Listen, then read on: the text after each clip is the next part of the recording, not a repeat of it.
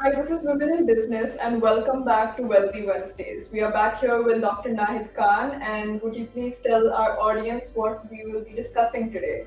Okay, so today it is about time we discussed last time. So TIME. Today it is inner self Right. because a parent is like the whole world is around the parent's inner self. Right. So there's so much societal pressure, not only on the children, but on the parents as well, in regards to the children's achievements. Can you tell us how to cope with societal pressure and expectations? Yeah. So first, why we need to pay attention on this? Because generally you will see everybody, including you and me, we judge ourselves by our achievements, not with the efforts Mhm.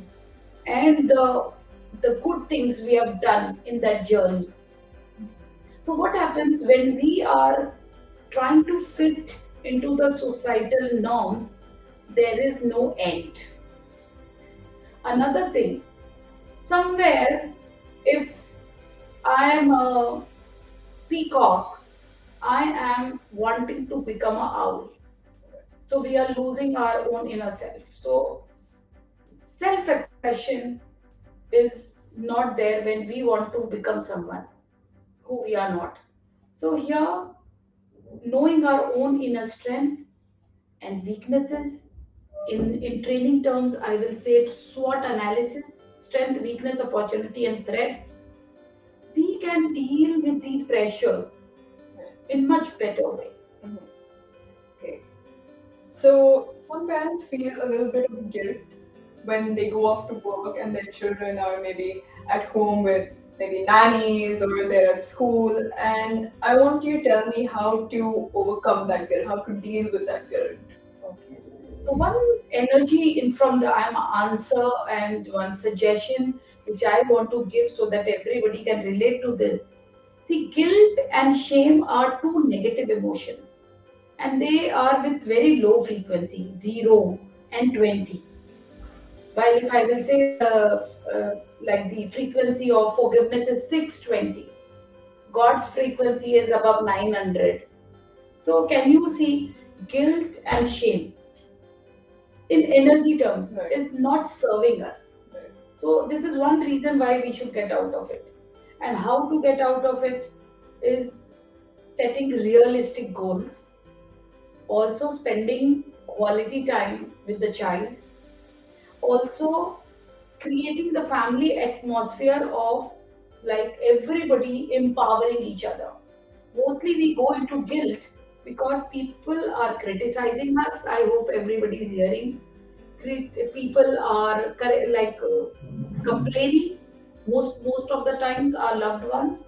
So somewhere we feel something is wrong with us.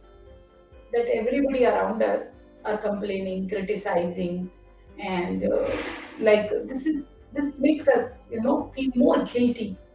And goals when they are there realistically like this, what we have to do and what the child is requiring, and making everything a team and play this, I think there will be more empowerment and happiness in parenting.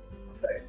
So the bar is set very high in UAE for education and excellence, and some parents, they find it hard to keep up with that.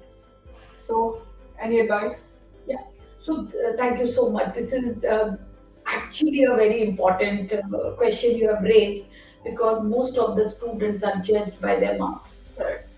And even the students who are getting very good marks, extraordinary marks, full marks, they still, if you will interview them, they are unhappy.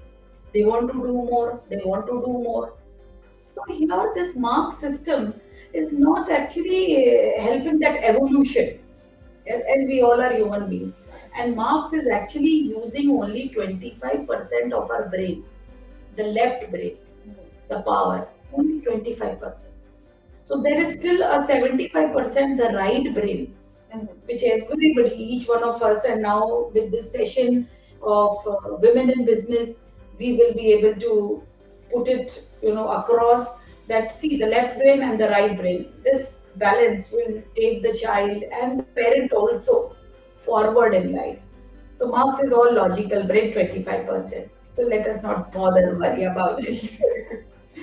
So here in UAE, there's so many cultures around us, so many different nationalities, but sometimes you don't always interact with your own nationality, and that can cause some loneliness for some parents in society. How do you deal with that? Yeah. So we all want to be belonged to our tribe. Yeah. This is actually scientifically a design of our mammalian brain. Like we all have a reptilian brain and a mammalian brain. So the papa brain and the mama brain, I will say. So the mammalian brain has a design that we would love to be a part of our tribe. And when different diversity and cultures are there, yes, of course, this creates more unity in us when we are there together with so many people, and also a lot of learning and see there's so much differences, no? So we celebrate when and we like new things, learning as a human being. So this is exciting. But when we connect with our own tribe and our own community, if you will see, it is going to help us. How it will help us? Because generally, that community set of problems, if you will see, would be similar because we are coming from the same that upbringing and the same social strata. And also, when we are there with our community, the celebrations, the rituals, the festivals, they make us bond more, and then loneliness will not be there. Then there will be a lot of love, and like celebration makes us. And India, if we will talk about where we are from, is a unity in diversity. Yeah. With all Indians. Like we have so many festivals, we have grown up watching those festivals. So it's a good idea to spend little time like with our community. Exactly. So parents who are like sending their children off to school, it's such a high cost environment. It's expensive, especially here. It is expensive, and sometimes some parents may feel anxiety about the high cost environment. How do you deal with that? See, high cost environment in terms because we are privileged to have high like income also. Right. So let us not be anxious because this is a path if we are paying, and here earning opportunities also there. But here when we will make choices with mutual consensus, like if you are putting the child into some extra class or a hobby class, I understand it is expensive, but how about knowing the child's brain mapping? Whether the child is really interested in music, if I am sending the child to the musical instrument class, or is my child interested in the outdoor of horse riding? Will my child be interested? So this all can be assessed, and also we can have conversation with the child, and then we can choose on the activity, because then when we play, then we will get more response because the child is designed for it. The brain is receptive for it. So it's such a fast-paced lifestyle over here. Everyone keeps moving. You never see anyone stop working, and sometimes you can just burn out instantly. Like, how do parents avoid the burnout stage? Yeah. See, this is relevant for even children. It is relevant for the youth, and it is relevant for the parents. That you need to fill your own fuel. So your fuel as a human being is your energy. So how you can get energy is like the God's kitchen. Now you will ask me what is God's kitchen? That is fruits, vegetables and dry fruits. This is a way you will not feel burnout, and really this will work. Another thing is meditation. Just like simply just having an overwhelming 1, 2, 3 task as a student or a parent will not give us results. See, the results they come from our actions, and these actions they come from our inner self. That is the episode about the thought, mood, feeling, and emotions. So we need to work on our thoughts, and if you would love to have a tip, is journaling. If we will write our thoughts, you will see writing, because writing is a technique, because when you write, your brain has to match the energy of writing. So brain is faster and that writing movement is slower. The brain has to slow down. And when the brain is slowing down, your quality of thoughts improves. And the brain will pick up the thoughts which are serving you when you do this journaling. And also this is releasing also. If you maintain a worry diary with people, so this will not cause burnout because you are burning your the unwanted thoughts. So this is there. And breathing. See, your fuel, the oxygen is the real fuel, and the oxygen is there in water. That is why you hear the whole world. See, I'm giving you the scientific reasoning of it. Why we should be hydrated, why we should drink so much water. Of course, the organs, many of the organs are more than 50-60% water. But can you see the oxygen is the fuel? So when you learn some breathing like left nostril breathing, or when you learn the box breathing, or when you learn the 3-2-1 breathing, or when you learn the 4-8-6 breathing, it all helps. Mhm. So, can you tell us a little about yourself? Like, who is Dr. Naik Khan in your words? I think Dr. Naik Khan is what I'm wearing here, a dove, very passionate.